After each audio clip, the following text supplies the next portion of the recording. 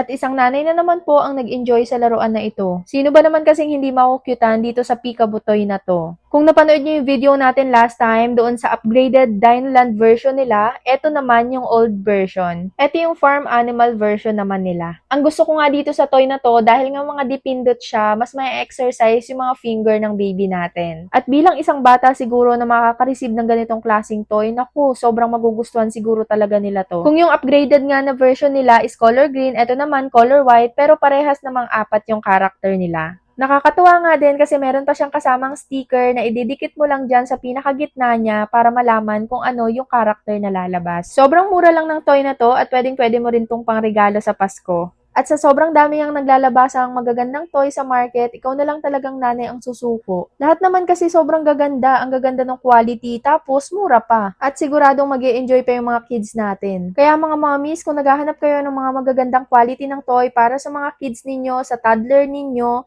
i-check nyo na yung link natin dyan sa baba. Pwede nyo rin i-check yung upgraded version nila.